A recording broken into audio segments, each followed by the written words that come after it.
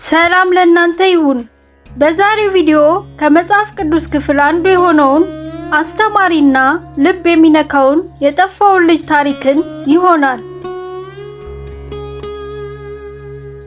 ይህ ታሪክ ስለ ፍቅር፣ ስለ ምህረትና ስለ ይቅርታ ያስተምረናል። ቪዲዮውንም እስከ መጨረሻው ይመልከቱ። ሁለት ልጆች ያሉት ባለጠጋ ሰው ነበር። ታናሹ ልጅም አንድ ቀን ወደ አባቱ መጥቶ አባቴ ሆይ ከገንዘብ የሚደርሰኝን ክፍል ስጠኝ አለው። አባታቸውም ገንዘቡን አካፈላቸው። ከጥቂት ቀንም በኋላ ታናሹ ልጅ ገንዘቡን ሁሉ ሰብስቦ ወደ ሩቅ አገር ሄደ። ከዚያም እያባከነ ገንዘቡን በተነ። ሁሉንም ከከሰረ በኋላ በዛች አገር ጽኑ ራብ ሆነ። እርሱም ይጨነቅ ጀመር። ሄዶም ከዛች አገር ሰዎች ከአንዱ ጋር ተዳበለ። እርሱም እሪያ ሊያሰማራ ወደ ሜዳው ሰደደው። እሪያዎቹም ከሚበሉት አሰር ሊጠግብ ይመኝ ነበር፣ የሚሰጠውም ግን አልነበረም። ወደ ልቡም ተመልሶ እንዲህ አለ፣ እንጀራ የሚተርፋቸው የአባቴ ሙያተኞች ስንት ናቸው? እኔ ግን ከዚህ በራብ እጠፋለሁ አለ። ተነስቼም ወደ አባቴ ሄዳለሁና አባቴ ሆይ በሰማይና በፊትህ በደልሁ፣ ወደፊትም ልጅ ልባል አይገባኝም፣ ከሙያተኞች እንደ አንዱ አድርገኝ እለዋለሁ አለ። ተነስቶም ወደ አባቱ መጣ።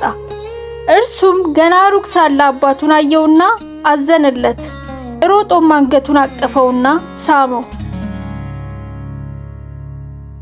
ልጁም አባቴ ሆይ በሰማይና በፊትህ በደልሁ፣ ወደፊትም ልጅ ልባል አይገባኝም አለው። አባቱ ግን ባሪያዎቹን አለ፣ ፈጥናችሁ ከሁሉ የተሻለ ልብስ አምጡና አልብሱት፣ ለእጁም ቀለበት ለእግሩም ጫማ ስጡት፣ የሰባውንም ፍሪዳ አምጥታችሁ እረዱለት፣ እንብላም ደስ ይበለንም።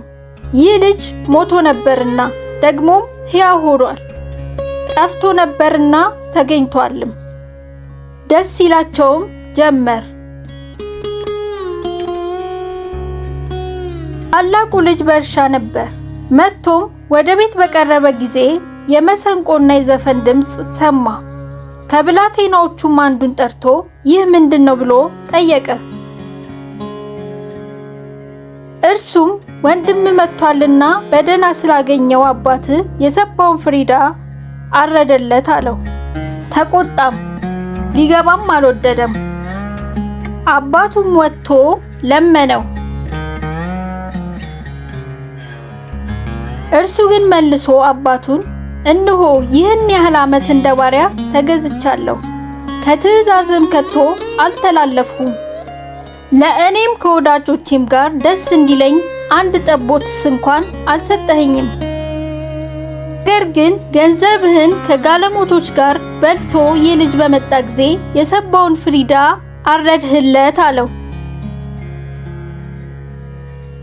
እርሱ ግን ልጄ ሆይ አንተ ሁል ጊዜ ከኔ ጋር ነህ፣ ለእኔም የሆነው ሁሉ የአንተ ነውና፣ ዳሩ ግን ይህ ወንድምህ ሞቶ ነበር፣ ሕያውም ስለሆነ ጠፍቶ ነበር፣ ስለተገኘ ደስ እንዲለንና ፍስሐም እንድናደርግ ይገባናል አለው። ከዚህ ታሪክ የምንማረው አንደኛ፣ የንስሐ ኃይል። ታናሹ ልጅ ከቤቱ ርቆ ሄዶ በኃጢአት ሕይወት ኖረ። ነገር ግን በመጨረሻ ልቡ ተመልሶ ወደ አባቱ ለመመለስ ወሰነ። ይህ የሚያሳየው ሰው ምንም ያህል ከእግዚአብሔር መንገድ ቢርቅም ወደ እግዚአብሔር ቤት በንስሐ መመለስ እንደሚችል ነው። ንስሐ ማለት ኃጢአትን መጥላትና ወደ ትክክለኛው መንገድ መመለስ ነው። ሁለተኛ ደግሞ ከዚህ ክፍል የምንማረው የእግዚአብሔርን ያልተገደበ ፍቅርን ነው። አባቱ ልጁ ከሩቅ ሲመጣ እንኳ ሮጦ ሄዶ አቅፎ ተቀበለው። ክፉም ነገር አልተናገረውም፣ አልተቆጣውም። አባቱ ልጁን በፍጹም ይቅር አለው። እንደ አገልጋይ ሳይሆን እንደ ልጁ እንደገና ተቀበለው። ይህ እግዚአብሔር ለሰው ያለውን ፍቅር እንደማይጠፋ ያሳያል። እኛ ስንመለስ በደስታ እንደ ልጁ እንደገና ይቀበለናል እንጂ አይነቅፈንም። ሶስተኛ ከዚህ የምንማረው ትህትና ወይንም ትዕቢትን መተው ነው። ታናሹ ልጅ ከእንግዲህ ልጅህ መባል አይገባኝም ብሎ ራሱን አዋረደ። ይህ በእግዚአብሔር ፊት በትህትና መቅረብ እንዳለብን ያሳያል። የእግዚአብሔር ቃል ሲናገር እግዚአብሔር ትዕቢተኞችን ይቃወማል፣ ለትሑታን ግን ጸጋን ይሰጣል ይላል። አራተኛ ከዚህ ክፍል የምንማረው ታማኝነት፣ ቅንነትንና ፍቅርን ነው። ታላቁ ልጅ በአባቱ ቤት ታማኝ ነበር፣ ነገር ግን በወንድሙ መመለስ ላይ ቅንነትን አጣ። ይህ የሚያሳየን ታማኝ መሆን ብቻ በቂ እንዳልሆነና ልባችን ደግሞ በቅንነት እና በፍቅር የተሞላ መሆን እንዳለበት ያስተምረናል። አምስተኛ ከዚህ ክፍል የምንማረው ደግሞ እግዚአብሔር በሰው መመለስ ደስ ይለዋል። አባቱ ልጁ ሲመለስ ደስ ብሎት ግብዣ አደረገ። ይህም እግዚአብሔር አንድ ኃጢአተኛ ሲመለስ እጅግ እንደሚደሰት ያሳያል።